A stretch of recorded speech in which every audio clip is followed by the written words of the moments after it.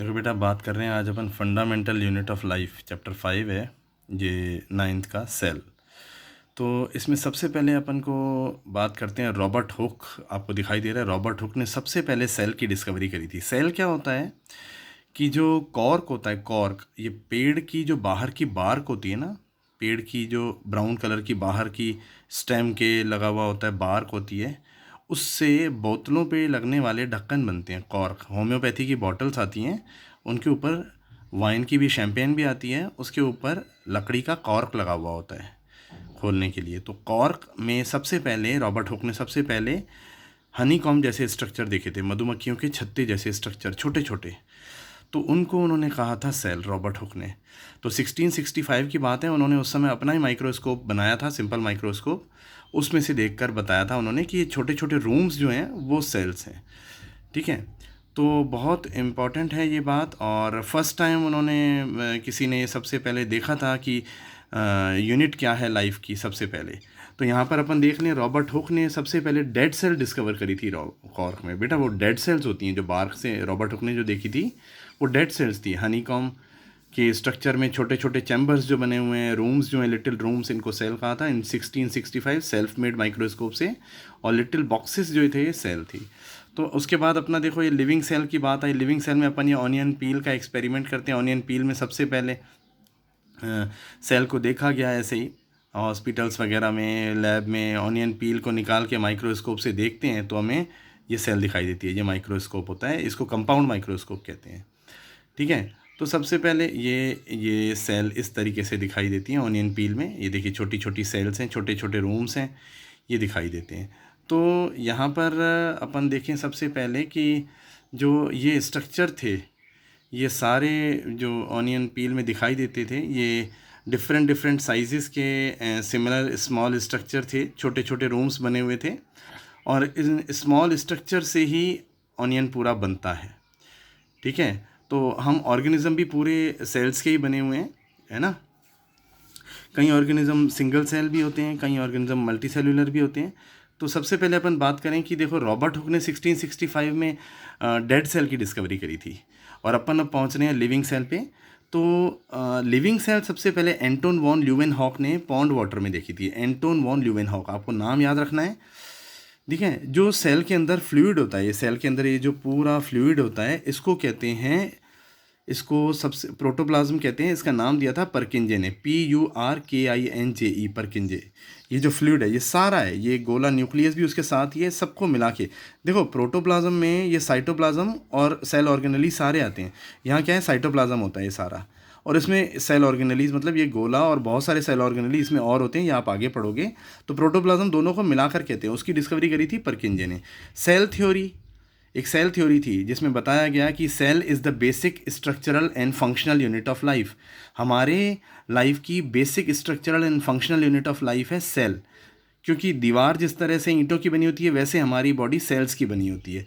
तो ये लाइन बताने वाले थे श्लाइडेन और श्वान, SCHLIDN SCHWANN, श्लाइडेन श्वान। इन्होंने सेल थ्योरी दी थी, उसमें ये मेन लाइन थी। अब सेल थ्योरी को एक्सटेंड करने वाला था विर्चो, VIRCHOW। ये आपको याद होना चाहिए। विर्चो ने क्या सेंटेंस दिया था, all new sales arise from the pre existing cells. सारी नई सेल्स पुरानी सेल्स से ही बनती हैं।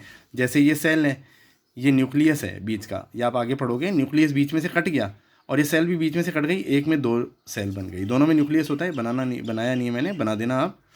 ठीक है, तो ये बातें ये आप बुक में भी देखोगे। 16 एंटोन वन ल्यूवेनहॉक ने बताई थी, परकिंजे ने बताया था। 1839 में प्रोटोप्लाज्म नाम दिया था, और 1674 में ल्यूवेनहॉक ने सबसे पहले लिविंग सेल डिस्कवर करी थी। श्लाइडेन श्वान ने सेल थ्योरी दी थी 1838 में, है ना। और 1855 में विर्चो ने स्टेटमेंट दिया था, ठीक है, कि भाई सारी सेल्स पुरानी सेल से ही निकल के बनी होती हैं।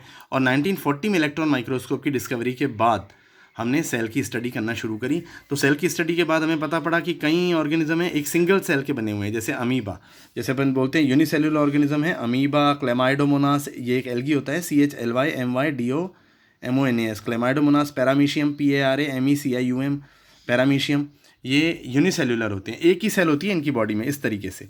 ठीक है, अब अगर अपन आगे देखें तो अपन को पता पड़ता है कि ये तो सिंगल सेल होती है, मगर कई मल्टी सेलुलर ऑर्गेनिज्म भी होते हैं। मल्टी सेलुलर ऑर्गेनिज्म क्या होता है? मैनी सेल्स कंबाइन, बहुत सारी सेल्स कंबाइन होती हैं इसमें।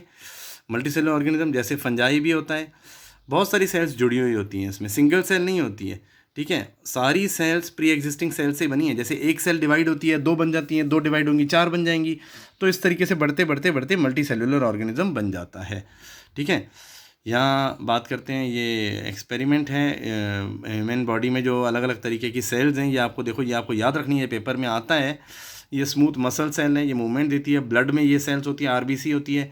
नर्व सेल, ये पूरी छपी नहीं है यहाँ पे, लंबी सी सेल्स होती है। लॉन्गेस्ट सेल हमारी बॉडी में नर्व सेल ही होती है।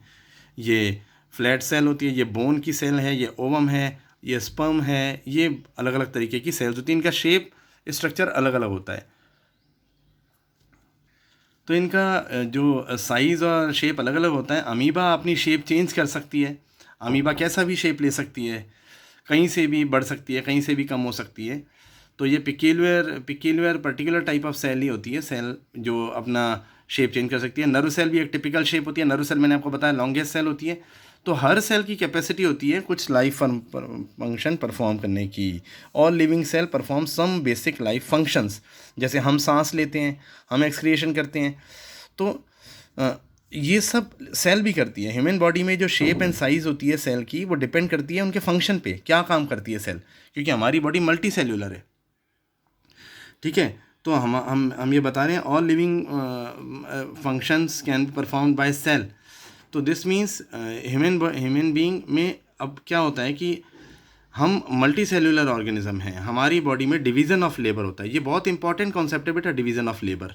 डिवीज़न ऑफ लेबर क्या होता है? Different body parts perform different functions same as in cells. हमारी बॉडी के डिफरेंट पार्ट्स डिफरेंट फंक्शन करते हैं कि नहीं? हमारी बॉडी में डाइजेशन सिस्टम होता है, हम खाना डाइजेस्ट करते हैं, आँखों से हम देखते हैं, हार्ट हमारा ब्लड पंप करता है, मसल्स हमको मूवमेंट में काम में आती हैं। तो सेम अलग अलग काम करने वाली सेल भी होती हैं। Each such cell perform specific components. हर सेल में थोड़े सेल ऑर्गेनलीज होते हैं। ठीक है, जैसे हर सेल में ऑर्गेनलीज होते हैं, सेल ऑर्गेनलीज स्पेसिफिक कंपोनेंट्स होते हैं सेल के अंदर, छोटे छोटे पार्ट होते हैं सेल के अंदर, वो स्पेसिफिक फंक्शन करते हैं। जैसे हमारी बॉडी में अलग अलग सिस्टम होता है परफॉर्म करने के लिए, आंखें होती हैं देखने के लिए, कान होती है सुनने के लिए, वैसे सेल में भी छोटे छोटे स्पेसिफिक कंपोनेंट होते हैं स्पेसिफिक फंक्शन करने के लिए। तो by their cell perform all the functions, ये सेम होते हैं हर सेल में। तो ये सब स्पेशल फंक्शन करते हैं। ठीक है, ये इनसे ही सेल की बेसिक यूनिट बनती है। ये सब होते हैं हर सेल में, सेम होते हैं ये। ठीक है, भले उनका फंक्शन कुछ भी हो। Each kind of cell organelle perform a special function such as making new material in the cell, clearing up the waste, कुछ भी कर सकते हैं। Each kind of cell organelle perform a special function. देखो हर सेल में organelle जो होते हैं छोटे छोटे, वो अलग अलग फंक्शन करते हैं। ऑर्गेनली क्या होते हैं? सेल में अंदर भी पार्ट होते हैं, ये आप आगे पढ़ोगे अभी। ठीक है,